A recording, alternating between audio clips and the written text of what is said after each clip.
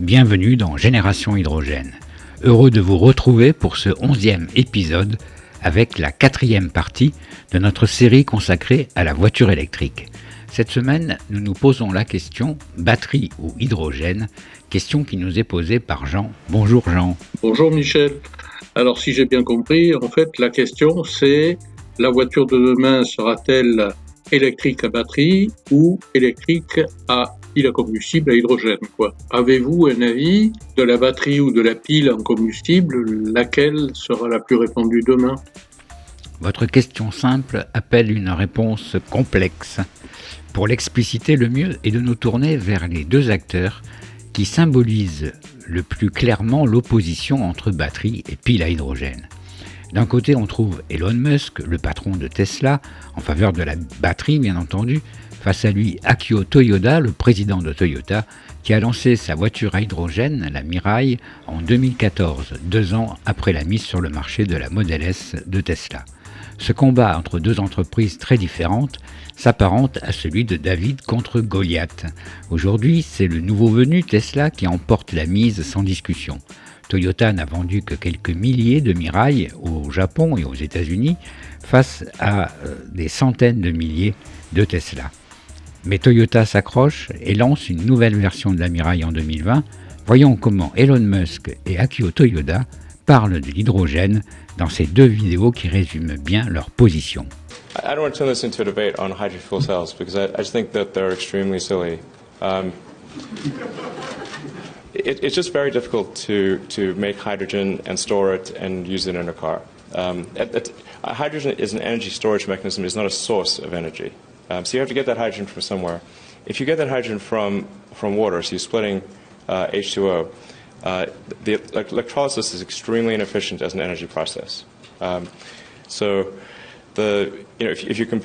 you say took a solar panel and used the energy from that solar panel to just charge a battery pack directly, compared to try to split water, take the hydrogen, dump the oxygen, compress the hydrogen to an extremely high pressure or liquefy it, and then put it in a car and run a fuel cell, it is about half the efficiency. It's terrible.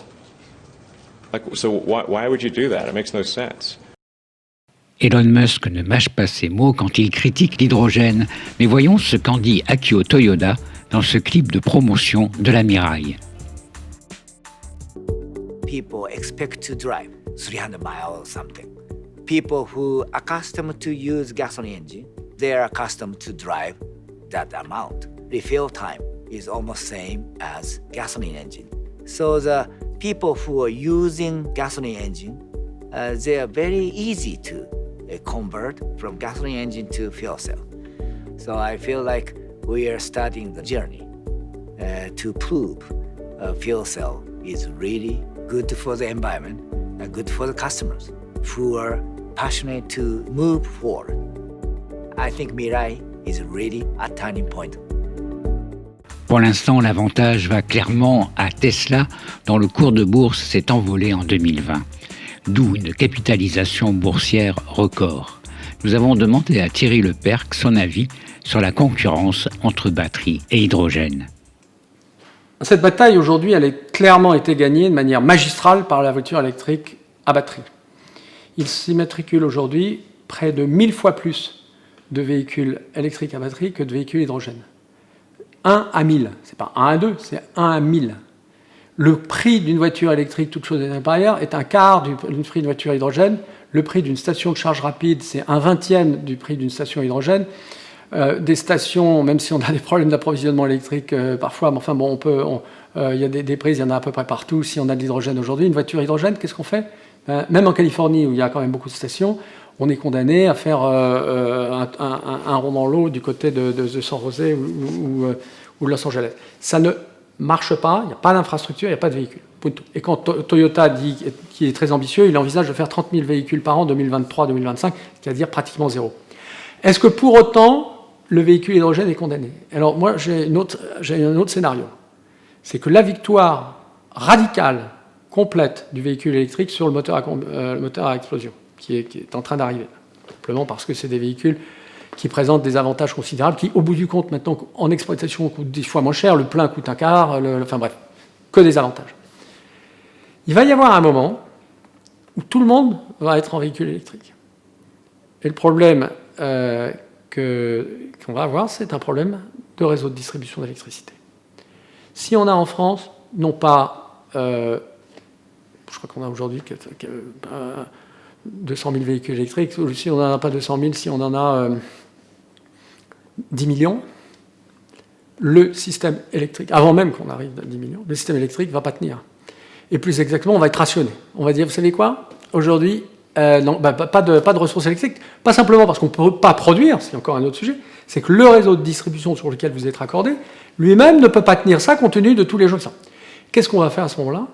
Eh bien, le système, il y a deux manières de travailler. Soit on change radicalement le réseau de distribution, on le renforce, on dépense des milliards, dizaines de milliards pour arriver avec des énormes tuyaux dans le centre des villes, et ça, honnêtement, good luck.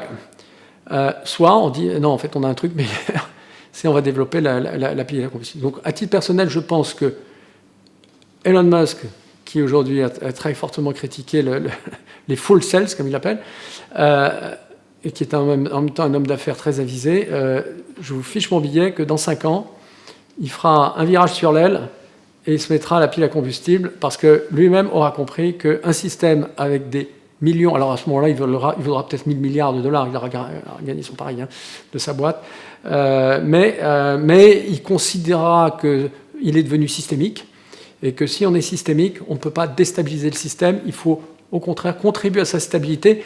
Et ce n'est pas la digitalisation qui est une fausse solution. La digitalisation d'un système électrique peut permettre d'améliorer les choses à la marge. Ça ne peut pas résoudre un problème de décalage de capacité.